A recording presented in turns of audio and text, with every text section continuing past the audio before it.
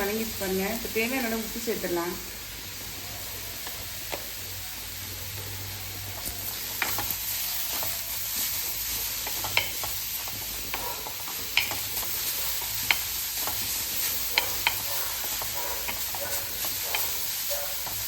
ஒரு 2 நிமிஷம் சிம்மில் இருக்கட்டும். ரெடி ஆயிடுச்சு, நம்ம இறக்கிடலாம்.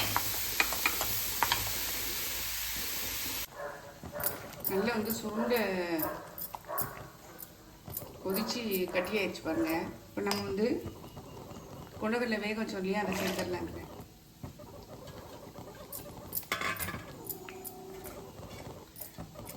நமக்கு குழம்பு எவ்வளவு கட்டியாக வேணுமோ அதுக்கு தகுந்த மாதிரி தண்ணி சேர்த்துக்கோங்க. ரொம்ப கட்டியாக இருக்கிற மாதிரி இருக்குது, நான் கொஞ்சம் தண்ணி சேர்த்துக்கிறேன். குழம்புக்கு தேவையான உப்பு சேர்த்துடலாம்.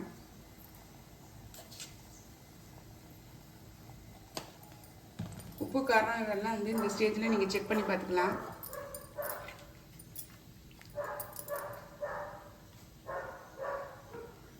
இதில் ஒரு 5-6 கொண்டக்கடலையை வேக வச்ச கொண்டக்கடலை தான் எடுத்துருக்கேன். இதை லைட்டாக ஒரு சுற்றி நம்ம குழம்புக்குள்ள சேர்த்தோம்னா டேஸ்ட்டும் நல்லாயிருக்கும், திக்காகவும் இருக்கும். நான் அரைச்சி அதில் சேர்த்துறேன். கொண்டக்கடலை அரைச்சதையும் இதில் சேர்த்துடுறேன். நல்லா பொரிச்சு எண்ணெய் பிரிஞ்சு வரட்டும், நம்ம ஆஃப் பண்ணிடலாம்.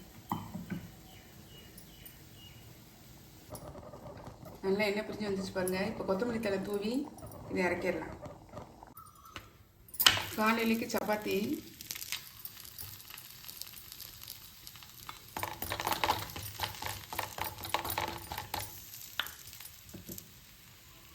டிஃபன் பாக்ஸ் ஃபில் பண்ணிடலாம்.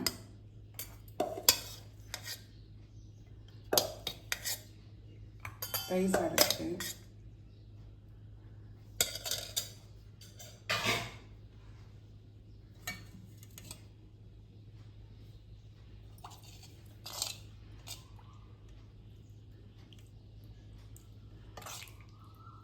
சென்னா குழம்புங்க சூப்பராக இருக்கும். சப்பாத்திக்கும் நல்லாயிருக்கும், சாதத்துக்கும் நல்லாயிருக்கும். குயிக்காக செய்யக்கூடியது.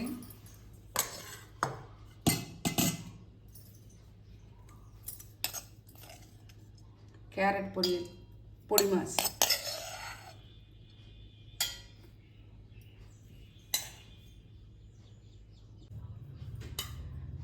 தயிர்,